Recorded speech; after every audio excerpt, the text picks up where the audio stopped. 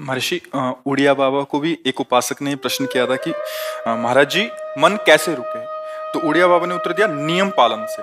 यदि हम नियम पर दृढ़ रहें तो मन हमारा क्या कर सकता है? नियम तो परमात्मा देखता है। हम लोग नियम पर दृढ़ नहीं रहते, इसी से हमारे देश की दुर्दशा है। संध्या वंदन तक का नियम जाता रहा है। भजन करने के लिए नियम की बड़ी आवश्यकता। हाँ, बड़े नियम की आवश्यकता है। तो जैसे प्रातः काल से सायंकाल तक की हर व्यक्ति की अपनी एक दिनचर्या होनी चाहिए। ऐसा नहीं कि आज हम 4 बजे उठे, कल 7 बजे उठे, पर फिर मन को आप कंट्रोल नहीं कर पाएंगे। मन के लिए एक दिनचर्या होनी चाहिए कि हमको 10 बजे सोना है, 4 बजे उठ जाना है, तो फिर 4 से 4:15 नहीं होना चाहिए, 4 बजे उठ जाना, ऐसा नियम बना ले। और उठ करके हमको थोड़ी देर नाम जप करना है, थोड़ी देर हमें वाणी जी का गायन करना है, थोड़ी देर हमें ध्यान, एक अपनी दिनचर्या। फिर हम अपने संसार के कार्य के नियम, जो संसार के कार्य हैं, उनको भी करते हुए भगवान को समर्पित करें। जैसे जो पद में है, जो आपको राष्ट्र सेवा मिली है, जो आपको समाज सेवा के पद मिले हैं, या आपको जो घर की सेवा के कार्य मिले हैं, उनमें बहुत धर्म पूर्वक आचरण होना चाहिए। अगर आप अधर्म आचरण करते हैं, अपने पद का दुरुपयोग करते हैं, तो आप सुबह जग करके थोड़ा माला चला लीजिए, फिर भी आपका कल्याण नहीं होगा, क्योंकि आप अपने पद का, अपने सेवा का दुरुपयोग कर रहे हैं। जैसे हम जानते हैं कि अधर्म आचरण है, ये अधर्मी है, हमें पता है दोषी है, और वो हमको कुछ धन दे देता है, और हम उसको मुक्त करवाने की बात सोचते हैं, और जो निर्दोष है उसको फंसा देते हैं। अब तुम चाहे जितना माला चलाने की कोशिश करो या दान पुण्य करो, वो तुम्हारा अधर्म आचरण, वो अधर्म का धन तुम्हें सतमार्ग में नहीं जाने देगा। नियम लेना चाहिए कि जिस पद में है, जिस धर्म में है, जिस कर्तव्य में है, चाहे कुछ भी हो जाए, हम अपने कर्तव्य से विमुख नहीं होंगे। जितना जप महान है, उतने कर्तव्य महान है। दोनों बातें समझना है।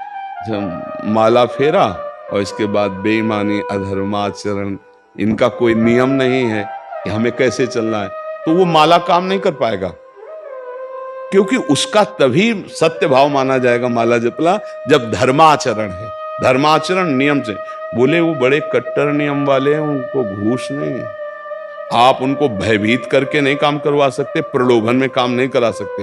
ये हमारी गृहस्थी है ना, तो गृहस्थी के पालन के लिए धन चाहिए, और धन के लिए हम धर्म को आगे रखें, धन को नहीं।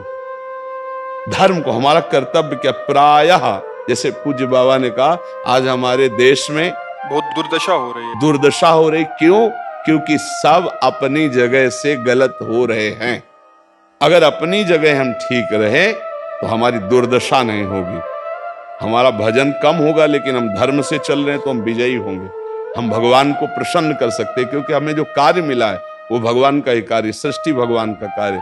जैसे नए बच्चे कुछ वकालत पढ़ रहे थे, तो यहाँ के प्रश्न किया था कि हम जानते हैं कि वो दोषी नहीं है, हम जानते हैं कि वो दोषी है, पर दोषी हमें पैसा दे रहा है, तो हम वकालत पढ़ी इसीलिए, हम उसको जिताएंगे, तो ये क्या कोई पाप है? तो उनका खुला पाप है।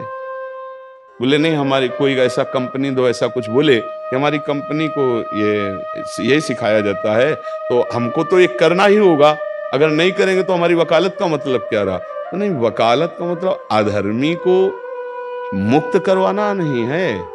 वकालत का मतलब अधर्मी के सबूत एकत्रित करके उसको दंड दिलवाना है, और धर्मात्मा को मुक्त करवाना है। अब इसके लिए आपके पास अर्थव्यवस्था अगर कमजोर भी है, तो धर्म व्यवस्था आपकी पूरी है। धर्म व्यवस्था ठीक है तो परिवार स्वस्थ रहेगा, सुखी रहेगा, भगवान आप पर प्रसन्न रहेंगे।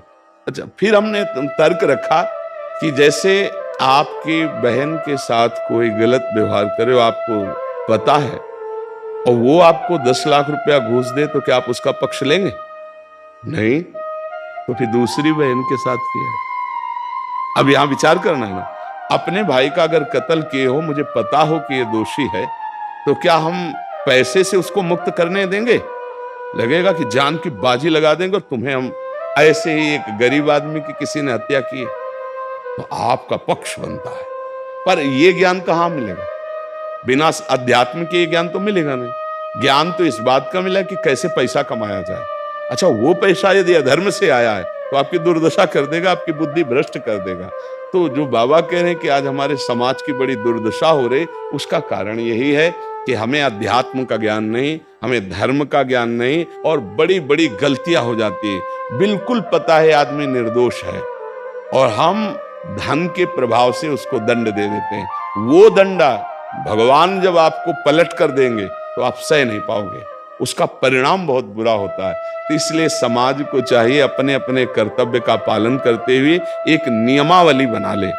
जैसे कुछ दुकानों का नियम होता है कि वहां फिक्स रेट होता है, नहीं होता? वहां ये नहीं चलेगा कि कसम से कहते हैं कि तुम्हें हम अपना जान करके कि 100 रुपया मीटर ये मिला है, हम बिल्कुल मुनाफा नहीं ले रहे। नहीं, झूठ क्यों बोल रहे हो?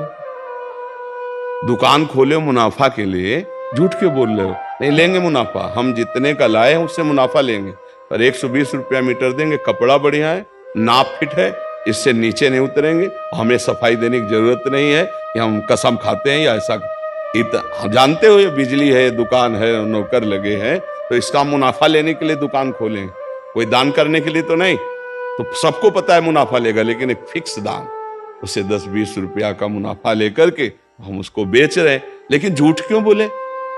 झूठ के बिना धंधा नहीं चलता। नहीं, ऐसा नहीं है। अब असत्य बोलोगे तो उससे जो आपको मुनाफा मिलेगा वो आपकी बुद्धि भ्रष्ट करेगा, और सत्य है कि मुनाफा के लिए है वही चीज, और आप एक फिक्स रेट में दे रहे, बढ़िया है। अब अगर आप कोई मिलावट करके भोजन सामग्री दे रहे, आपको पता है, तो जो खाने वाले के हृदय में बैठे हुए भगवान है वो तुम्हारे जीवन में मिलावट कर देंगे, तुम्हारा जीवन महान दुखमय हो जाएगा। ये कहां समझा जाता है? एक आदमी सिंथेटिक दूध बना रहा है, उससे कहो ये अपने बच्चे को पिलाओ, नहीं पिलाएगा। फिर ये दूसरे का बच्चा जब पिएगा तो उसकी हालत क्या होगी? दूसरे शरीर में जाएगा तो हालत क्या होगी? वो केवल धन की बुद्धि रख रहा है। एक आदमी घी में केमिकल मिला रहा है, एक ऐसे अभक्ष पदार्थ मिला है, वो स्वयं नहीं खाएगा, लेकिन वो होटलों में भेजा जाएगा, हजारों लाखों लोग खाएंगे, बीमारी बढ़ेगी, उसको रुपया से मतलब है। ये चीज, ये दुर्दशा हर जगह धर्म का ज्ञान न होने के कारण फैल रही, नहीं फैल रही। एक मरीज बीमार है, असली दवाओं में पैसे ज्यादा है, नकली दवा लेकर के असली के दाम में बेच देना, उसको बिल्कुल फायदा ना होना। लेकिन परमात्मा देख रहा है, तुम जानते हो नकली दवा है, वो तो नहीं जानता बेचारा, ज्यादा पढ़े लिखे नहीं, किसान आदमी गांव का आया है, तुमने दे दिया और उसने पैसा दिया असली के। अब वो पैसा तुम्हारी बुद्धि भ्रष्ट करेगा, तुम्हारे परिवार में कलह पैदा करेगा और तुम्हारा पतन कर देगा। ऐसे हर डिपार्टमेंट में, हर विषय में यदि हम अपने धर्म से चले, अपने सत्य से चले और थोड़ा भी भजन होगा, वो आपको उत्तम गति प्रदान करेगा। पर ऐसा कहां समझ में आ रहा? अध्यात्म के बिना भला ऐसा समझ में आएगा? तो इसीलिए कह रहे हैं हमारे देश की दुर्दशा हो रही। पूर्वजों में पहले ये था कि हमारा धर्म नहीं जाना चाहिए चाहे प्राण चले जाए, हमारा चरित्र नहीं जाना चाहिए चाहे सर्वस्व नष्ट हो जाए। आज इसकी कोई परवाह नहीं, तो उसी से बुद्धि भ्रष्ट हो जाती है, जीवन एक पशुवत आचरण वाला हो जाता है, और वो अपने को बड़ा सुखी समझने लगते हैं कि हमारे पास बड़ा वैभव है। लेकिन प्यारे, उस दिन को याद करो जिस दिन तुम्हारा आखिरी समय होगा, ना तुम्हारा फार्म हाउस जाएगा, ना महल तुम्हारा जाएगा, ना बैंक बैलेंस जाएगा, ना कोई व्यक्ति, और ना ये शरीर। अब तुम्हारे कर्म तुमको भोगवाएंगे। उस समय की कौन याद करता है? अगर उस समय की याद हो तो भय लग जाए कि नहीं नहीं, पाप नहीं करूंगा, क्योंकि जाना है यहां से। अच्छा, कब जाना कुछ पता नहीं, किसी भी समय ट्रांसफर हो सकता है इस शरीर से। तो हमें लगता है कि महापुरुषों के जो वचन है कि हमें एक नियम से जीवन जीना चाहिए, धर्म पूर्वक जीवन जीना चाहिए, अपने कर्तव्य का पालन करना चाहिए। जो हमारे लिए कर्तव्य, आज प्रायः धन प्रधान बुद्धि होने के कारण कर्तव्य स्वाहा हो रहा है। एक विद्यालय में विद्यार्थी के लिए जो गुरु पद में बैठा, उसका क्या कर्तव्य है? वो अपने कर्तव्य को भूला हुआ है। भला छोटे छोटे विद्यार्थियों को, जिनकी नींव पूरे राष्ट्र सेवा में, समाज सेवा में ये बन सकते हैं, अगर उनको हम सही शिक्षा नहीं दी तो उनका पूरा जीवन बर्बाद हो जाएगा। अगर उनको हम गलत सपोर्ट कर दिए तो उनका पूरा जीवन बर्बाद, क्योंकि नया जीवन है। और जगह जगह अपने अपने कर्तव्यों का यदि पालन किया जाए तो पूरा समाज सुखी हो जाए। लेकिन कर्तव्यहीनता आ रही, कोई अपने कर्तव्य को नहीं समझ रहा है। तो यही बात महापुरुष जनों को दुख लगता है कि अगर सब अपने कर्तव्य का पालन करें, धर्म का पालन करें, भगवान का नाम जप करें तो सब सुखी हो जाए। सुख सब चाहते हैं और आचरण दुख वाले करते, इसीलिए सुख नहीं मिल रहा है, परिणाम में हमें दुख मिल रहा है। सच्ची मानना, वो रुपया पूरे परिवार में अशांति पैदा कर देगा। और धर्म पूर्वक 100 रुपया लाओगे, 4-5 परिवार के बैठ के नमक रोटी खाओगे, आनंद से सोओगे, बड़ा प्यार रहेगा, भगवान की कृपा रहेगी। पर ये बात समझ में नहीं आती है। तो ये वृत्ति अगर छोड़ी ना जाएगी तो कुछ भी कर लो, कहीं भी दान पुण्य कर लो, लाभ नहीं मिलेगा। अगर दान देने की बात कही गई है तो धर्म पूर्वक कमाए हुए धन से। अगर आप मेहनत से कमाए हो ना, 10 रुपया दे दोगे ना, तो 10 रुपये का वो आटा लाके अगर 2 रोटी खाएगा तो खूब वजन होगा। वो आप 1 लाख रुपया बेईमानी कर रख दोगे ना, तो बैठे बैठे वो गंदा ही सोचेगा, वजन नहीं होगा। उसका गंदा सोचना और आपका गंदा करना दोनों मिल करके, उसके कारण भी तो आप बने ना, तो आपका ही पतन हो जाएगा। उसको तो भगवान बचा लेंगे क्योंकि भगवान की शरण में। तो मुझे लगता है अधर्म के धन से कभी किसी को लाभ नहीं मिलता। तो अपने कर्तव्य का पालन करते हुए यदि नाम जप किया जाए तो बहुत जल्दी हमको लाभ प्राप्त हो जाए। बहुत सुंदर मतलब ये चर्चा होती है, अगर आप लोग इसको धारण कर ले तो निहाल हो जाएंगे। सच्ची कह रहे, ये जो बातें हैं ये बहुत सुंदर जीवन को पुष्ट करने वाली हैं, पर आप धारण कर ले तो बात है। नहीं तो जैसे लाभ दिखाई दे रहा 50,000, तो ये बातें भूल जाओगे, ये बातें अच्छी नहीं लगेंगी। यार बहुत बढ़िया काम घर में आएगा, पर हमारी ये बात ध्यान रखना, वो 50,000 घर में अशांति पैदा कर देगा। सच्ची मानना, आप धर्म से चलना, धर्म से चलोगे तो भगवान तुम्हारी रक्षा में रहेंगे। अधर्माचरण, देखो कैसी कैसी घटनाएं होती हैं। बढ़िया कार है, फिल्मी गाना लगाए चल रहे हैं और वो एक्सीडेंट हुआ, आग लग गई, बाहर निकल ही नहीं पाए, वो अंदर ही जल गए। क्या हुआ? ये करोड़ों रुपए की कार भूंज दिया तुमको, अंदर ही बैठा के धू धू करके आग लग गई, अंदर जल। ऐसे जलना चाहते हो या भगवान के आनंद में चिंतन करके शरीर छोटे हो फिर दाह संस्कार हो ऐसे कि सब लोग भगवान के नाम का कीर्तन करते ही जा रहे, फिर आपका अंतिम संस्कार वहां जीवित जल गए? क्या हो सकता है? एक एक पल तुम्हारे कर्म का हिसाब होगा, एक एक सेकंड का।